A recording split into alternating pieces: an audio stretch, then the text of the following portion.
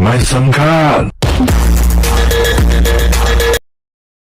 โอเคมันได้มีสองปุ้งค่ะวันนะปุ้งเหลืองเดี๋ยวมาสิบจกแทงตีในข้องในค่ะเนาะมาโดยจำกัดวันเดือนสามเนาะสองปุ้งเนี่ยโอเคปุ้งนับหนึ่งสกิดมีหนึ่งปังปุ้งนับสองกำดีเบียใจค่ะนะปุ้งนับสองมันก็ไล่ไก่แอม16ค่ะเนาะก็เนาะโอ้โหเอเคมแบบออกค่ะเนาะเอเคได้แทงไก่นะคะนะแทงเซตปุ้งกำไรค่ะเดี๋ยวมาขึ้นมาจกเนี่ยปุ้งมันเป็นจุ้งปุ้งขยำเลยนะคะเนาะก็เนาะคำมาดูสังขนาดชิปปุ้งนับหนึ่งสกิดค่ะเนาะก็ในสังปุ้งในเรื่องข้าวกล่อมโบใจเยอะว่าตีไรสังนะคะเนาะอย่างว่าไรสังมากก่อนจะเป็นขยำที่มันสุกซับนะคะนะมันอะไรอันที่มันเสียปอกค่ะเนาะกำไรก็ปุ้งที่สองเศร้าค่ะโอเคเศร้าปุ้งเลยค่ะลูกโดยมันออกมาได้แคมนะว่าเป็นขยำอะไรค่ะเนาะก่อนนะกำที่30เนาะ30มาเดินว่าดีไล่สังดีจำขยำไล่สังมาไพ่จำขยำแทนว่าบันเตะที่ค่ะเนาะไปกำที่40ปุ้งกำเดือนอะไรนะปุ้งกำเดือนอ่ะ40ปึ๊กเมาโดนคนหูตู้คนหูป้อมจำขยำโอเคกำที่40พอเตรียมกับ50เข้าขามาจบเลยก็จะได้อะไรคนหูอะไรกองเนี่ยมันจะมาคลายเลยคนโหเนี่ยมาปานกันมาลี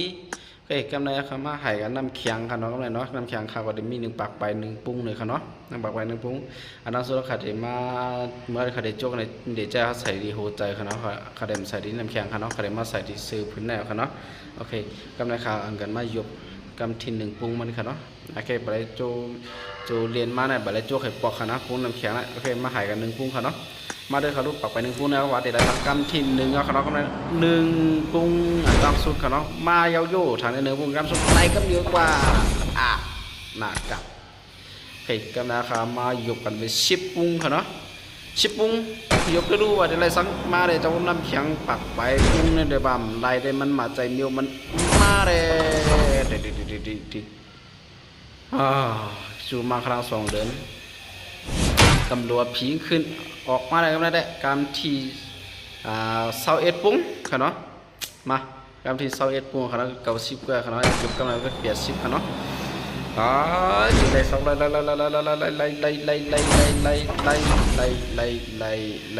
หมอขางยกอันอุลุกนึงว่ามาไล่สร้างยาว21ปุ้งก็มาปั่นใส่ไงเงาไล่ตัดดีไล่มันสีเมียวเลยนายโอเคกำลังขามาไข่กัน31ปุ้งค่ะเนาะ31ปุ้งยกได้ดูว่าไล่สัง31ปุ้งใน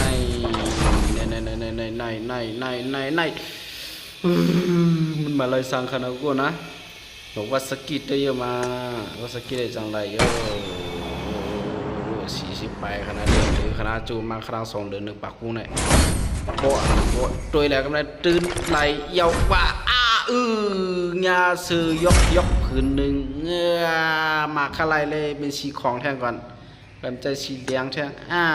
เอาอันนี้เด็กใส่เด็ก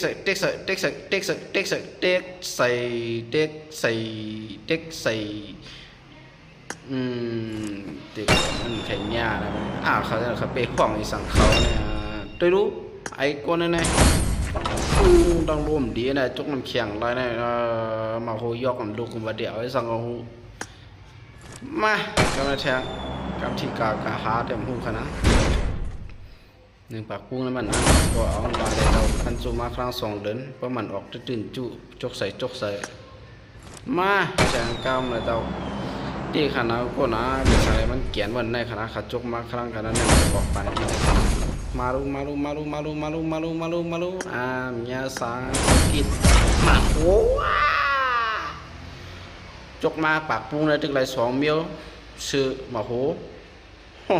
มันกึ่งกามันอีกขนาดก็นะเพราะใครจูได้ขนาดสำหรับเราไม่ได้สกิดติ๊กๆเราไม่ได้เตียงในความสกิดเอาว่าเด็กใส่มาเลยครั้ง2เดือนจูมา1ปากใบ1ปุ้งปั่นเสียอีก1ดูเดว่าอย่าใจมึกใจมึกปวดดีบินดีได้จังไหนได้มันจะไล่มันนะวะโคตรขนาดปากไป1IP ถึง87เนี่ยจ่ายให้ดีมันเหรอนั่นโมดขนาดกูก็นะโอเค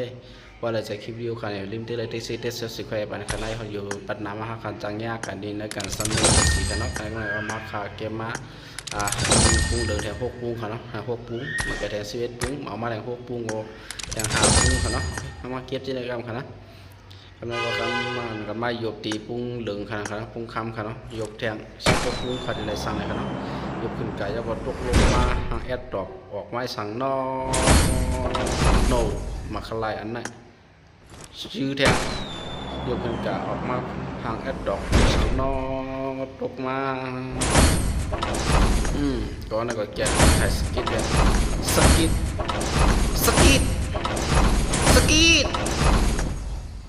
โบสในก็มาไล่สังกันเนาะกูก็เนาะโอเคสำหรับกูก็ใครจกด้วยน้ำเขียงก็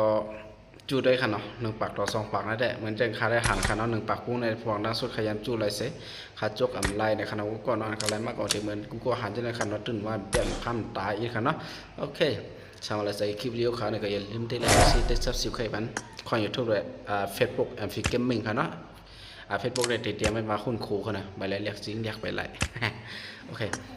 ด้วยขลุ่นขาไล่มาจะในก็มีจะในคณะกูนะส่วนบักบุ้งมันก็การคณะนะครับมีตีมุงมองไปเหมือนเหลียวในคณะแทงคณะหาวันเนี่ยก็จะไล่อยู่ปุ้งเหลือง5 ปุ้งค่ะเนาะ5 ปุ้งก็ขาก็จะมีที่ดังไล่เอเคกับคณะทางก็ขามาจกเอเคเนี่ยเข้าขาขึ้นมาโตกันแทงค่ะเนาะว่าเอเคนั้นปักเศร้าในค่ะเดี๋ยวไล่เล่าเหลียวไว้ค่ะเนาะโอเคเดี๋ยวไล่เล่าเหลียวค่ะเนาะโอเค